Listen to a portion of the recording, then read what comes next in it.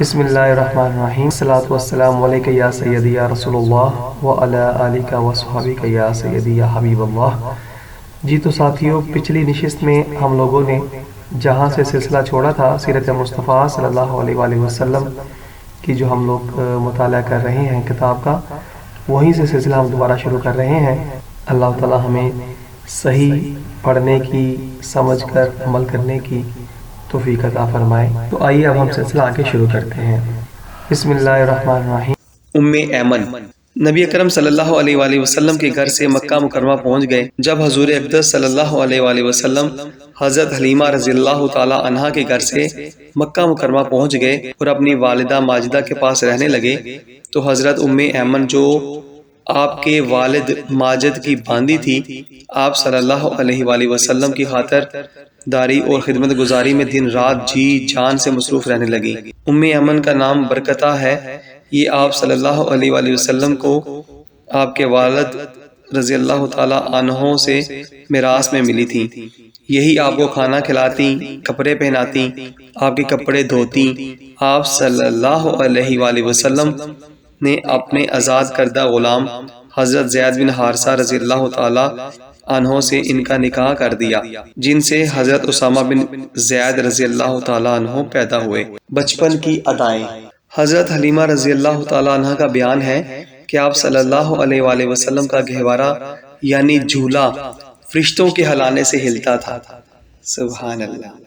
اور آپ بچپن میں چاند کی طرف انگلی کا اشارہ فرماتے تھے تو چاند آپ صلی اللہ علیہ وآلہ وسلم کی انگلی کے اشارے پر حرکت کرتا تھا۔ جب آپ کی زبان مبارک کھلی تو سب سے اول جو کلام آپ کی زبان مبارک سے نکلا وہ یہ تھا، اللہ اکبر، اللہ اکبر، اللہ اکبر، الحمدللہ رب العالمین وسبحان اللہ بکرۃ واصیلا۔ بچوں کی عادت کے مطابق کبھی بھی آپ صلی اللہ علیہ وآلہ وسلم نے کپڑوں میں بولو براز نہیں فرمایا، بلکہ ہمیشہ ایک متعین وقت پر رفع حاجت فرماتے۔ اگر کبھی آپ صلی اللہ علیہ وآلہ وسلم کی شرمگاہ کھل جاتی تو آپ رو رو کر فریاد کرتے۔ جب تک شرمگاہ چھپ نہ جاتی آپ کو چین اور قرار نہیں آتا تھا، اور اگر شرمگاہ چھپانے میں مجھ سے کچھ تاخیر ہو جاتی تو غیب سے کوئی آپ کی شرمگاہ چھپا دیتا۔ جب آپ اپنے پاؤں پر چلنے لگے تو باہر نکل کر بچوں کو کھیلتے ہوئے دیکھتے، مگر خود کھیل کود میں شریک نہیں ہوتے تھے۔ لڑکے آپ کو کھیلنے کے لیے بلاتے تو آپ فرماتے کہ میں کھیلنے کے لیے نہیں پیدا کیا گیا ہوں۔ حضرت آمینہ رضی اللہ تعالی عنہا کی وفات۔ اللہ اکبر۔ حضور اقدس صلی اللہ علیہ وآلہ وسلم کی عمر شریف جب 6 برس کی ہو گئی تو آپ کی والدہ ماجدہ رضی اللہ تعالی عنہا آپ صلی اللہ علیہ وآلہ وسلم کو ساتھ لے کر مدینہ منورہ آپ کے دادا کے ننیال بنو عدی بن نجار میں رشتہ داروں کی ملاقات یا اپنے شوہر کی قبر کی زیارت کے لیے تشریف لے گئیں۔ نبی اکرم صلی اللہ علیہ وآلہ وسلم کے والد ماجد کی باندی ایمن بھی اس سفر میں آپ کے ساتھ تھیں۔ وہاں سے واپسی پر ابوا نامی گاؤں میں حضرت بی بی آمینہ رضی اللہ تعالیٰ عنہ کی وفات ہو گئی اور وہ وہی مدفون ہوئی۔ والد ماجد کا سایہ تو ولادت سے پہلے ہی اٹھ چکا تھا، اب والدہ ماجدہ کی آغوش شفقت کا بھی خاتمہ ہو گیا، لیکن حضرت بی بی آمینہ رضی اللہ تعالیٰ عنہ کا یہ در یتیم جس آغوش رحمت میں پرورش پا کر پروان چڑھنے والا ہے، وہ ان سب ظاہری اسباب تربیت سے بے نیاز ہے۔ حضرت بی بی آمینہ رضی اللہ تعالیٰ عنہ کی وفات کے بعد حضرت ایمن رضی اللہ تعالیٰ عنہ آپ صلی اللہ علیہ وآلہ وسلم کو مکہ مکرمہ لائیں اور آپ کے دادا عبد المطلب کے سپرد کر دیا، اور دادا نے آپ کو اپنے گوش میں تربیت میں انتہائی شفقت اور محبت کے ساتھ پرورش کیا۔ حضرت ایمن رضی اللہ تعالیٰ عنہ آپ کی خدمت کرتی رہی۔ جب آپ صلی اللہ علیہ وآلہ وسلم کی عمر شریف 8 برس کی ہو گئی تو آپ کے دادا عبد المطلب کا بھی انتقال ہو گیا۔ ابو طالب کے پاس عبد المطلب کی وفات کے بعد آپ صلی اللہ علیہ وآلہ وسلم کے چچا ابو طالب نے آپ کو اپنے آغوش تربیت میں لے لیا، اور حضور صلی اللہ علیہ وآلہ وسلم کی نیک خصلتوں اور دل لبا دینے والی بچپن کی پیاری پیاری اداؤں نے ابو طالب کو آپ صلی اللہ علیہ وآلہ وسلم کا ایسا گرویدہ بنا دیا کہ مکان کے اندر اور باہر ہر وقت آپ کو اپنے ساتھ ہی رکھتے، اپنے ساتھ کھلاتے پلاتے، اپنے پاس ہی آپ کا بستر بچھاتے،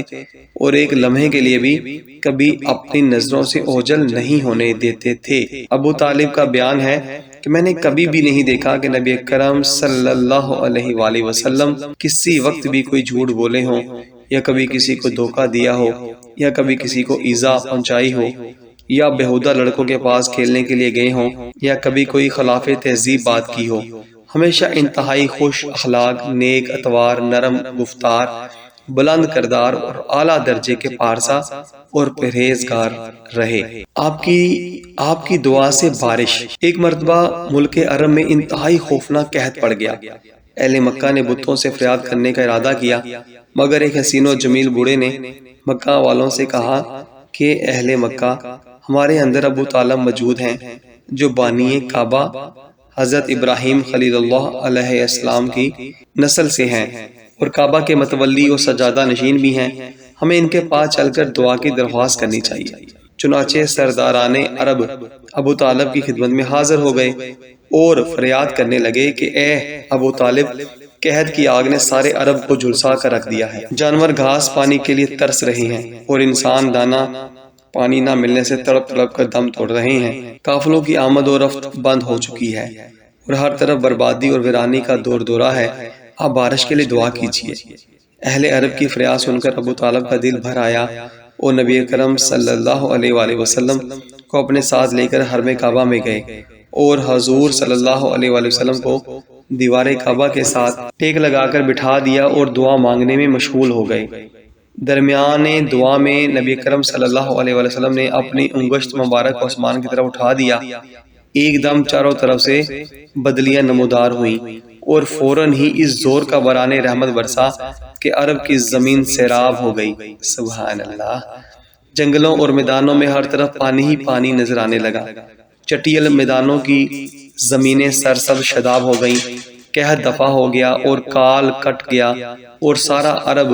خوشحال اور نہال ہو گیا۔ چنانچہ ابو طالب نے اپنے اس طویل قصیدہ میں جس کو انہوں نے حضور اقدس صلی اللہ علیہ وآلہ وسلم کی مدح میں نظم کیا ہے، اس واقعہ کو ایک شعر میں اس طرح ذکر کیا کہ یعنی وہ نبی اکرم صلی اللہ علیہ وآلہ وسلم ایسے گورے رنگ والے ہیں کہ ان کے رخ انور کی ذریعے بدلی سے بارش طلب کی جاتی ہے، اور یتیموں کا ٹھکانہ اور بیواؤں کے نگہبان ہیں۔ حضور اقدس صلی اللہ علیہ وآلہ وسلم کا لقب امی ہے۔ اس لفظ کے دو معنی ہیں، یا تو یہ ام القریٰ کی طرف نسبت ہے، ام القریٰ مکہ مکرمہ کا لقب ہے، لہٰذا ام کے معنی مکہ مکرمہ کے رہنے والے، یا امی کے معنی یہ ہیں کہ آپ نے دنیا میں کسی انسان سے لکھنا پڑھنا نہیں سیکھا۔ یہ نبی کرم صلی اللہ علیہ وآلہ وسلم کا بہت ہی عظیم الشان معجزہ ہے کہ دنیا میں کسی نے بھی آپ کو نہیں پڑھایا یا لکھایا، مگر اللہ تعالیٰ نے آپ کو اس قدر علم عطا فرمایا کہ آپ کے سینہ اولین و آخرین کے علوم و معارف کا خزینہ بن گیا، اور آپ پر ایسی کتاب نازل ہوئی جس کی شان سبحان اللہ ہر چیز کا روشن بیان ہے۔ حضرت مولانا جامی علیہ رحمان نے کیا خوب فرمایا ہے، یعنی میرے محبوب صلی اللہ علیہ وآلہ وسلم نہ کبھی مکتب میں گئے، نہ لکھنا سیکھا، مگر اپنے چشم و ابرو کے اشاروں سے سینکڑوں مدرسوں کو سبق پڑھا دیا۔ ظاہر ہے جس کا استاد اور تعلیم دینے والا خالق مالک ہو جل جلالہ،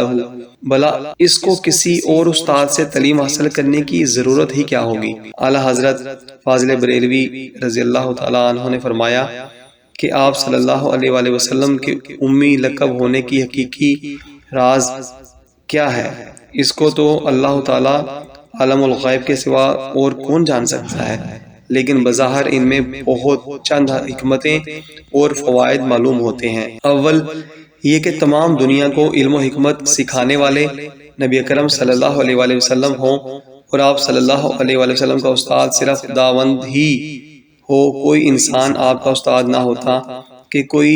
یہ نہ کہہ سکے کہ پیغمبر تو میرا پڑھایا ہوا شاگرد ہے۔ دوم یہ کہ کوئی شخص کبھی یہ خیال نہ کر سکے کہ فلاں آدمی نبی اکرم صلی اللہ علیہ وآلہ وسلم کا استاد تھا تو وہ شاید نبی اکرم صلی اللہ علیہ وآلہ وسلم سے زیادہ علم والا ہوگا۔ صوم۔ نبی اکرم صلی اللہ علیہ وسلم کے بارے میں کوئی یہ وہم بھی نہ کر سکے کہ نبی اکرم صلی اللہ علیہ وآلہ وسلم چونکہ پڑھے لکھے آدمی تھے، اس لیے انہوں نے خود ہی قرآن کی آیتوں کو اپنی طرف سے بنا کر پیش کیا ہے، اور قرآن انہی کا بنایا ہوا کلام ہے۔ چہارم، جب حضور نبی اکرم صلی اللہ علیہ وآلہ وسلم دنیا کو کتاب و حکمت کی تعلیم دیں تو کوئی یہ نہ کہہ سکے کہ پہلی اور پرانی کتابوں کو دیکھ دیکھ کر اس قسم کی انمول اور انقلاب آفریں تعلیمات دنیا کے سامنے پیش کر رہے ہیں۔ پنجم، اگر نبی اکرم صلی اللہ علیہ وآلہ وسلم کا کوئی استاد ہوتا تو آپ کو اس کی تعظیم کرنی پڑتی، حالانکہ نبی اکرم صلی اللہ علیہ وآلہ وسلم کو خالق کائنات نے اس لیے پیدا فرمایا تھا کہ سارا عالم آپ صلی اللہ علیہ وآلہ وسلم کی تعظیم کرے، اس لیے حضرت حق جل شانہ نے اس کو گوارا نہیں فرمایا کہ میرا محبوب کسی کے آگے زنانویں تلمس طے کرے اور کوئی اس کا استاد ہو۔ سفر شام اور بحیرہ، جب نبی اکرم صلی اللہ علیہ وآلہ وسلم کی عمر مبارک 12 برس کی ہوئی تو اس وقت ابو طالب نے تجارت کی غرض سے ملک شام کا سفر کیا۔ ابو طالب کو چونکہ نبی اکرم صلی اللہ علیہ وآلہ وسلم سے بہت ہی والہانہ محبت تھی، اس لیے وہ آپ کو بھی اپنے سفر میں ہمراہ لے جاتے۔ نبی اکرم صلی اللہ علیہ وآلہ وسلم نے اعلان نبوت سے قبل 3 بار تجارتی سفر فرمایا، 2 مرتبہ ملک شام گئے اور 1 بار یمن تشریف لے گئے۔ یہ ملک شام کا پہلا سفر ہے۔ اس سفر کے دوران بصرہ میں بحیرہ راہب عیسائی سادو کے پاس آپ کا قیام ہوا۔ اس نے توریت انجیل میں بیان کی ہوئی نبی آخر الزماں کی نشانیوں سے آپ صلی اللہ علیہ وآلہ وسلم کو دیکھتے پہچان لیا،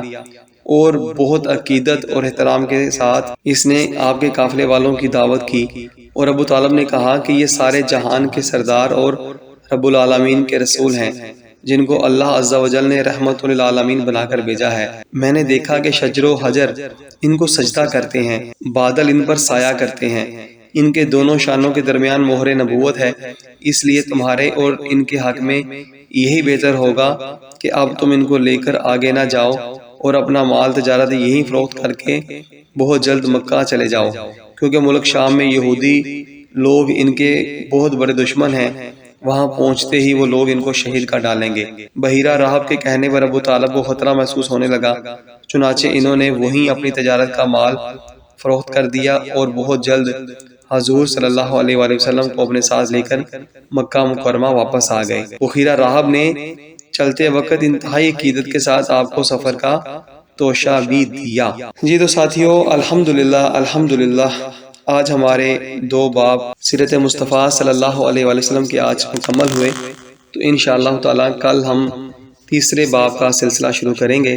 اللہ تعالی ہمیں سمجھنے کی، صحیح پڑھنے کی اور عمل کرنے کی، آقا کریم صلی اللہ علیہ وآلہ وسلم سے دل و جان سے محبت کرنے کی توفیق عطا فرمائے، اور رب تعالی ہمارے تمام کبیرہ صغیرہ گناہوں کو معاف فرمائے، زندگی ہمیں اسلام پر اور موت ایمان پر عطا فرمائے۔ السلام علیکم ورحمۃ اللہ۔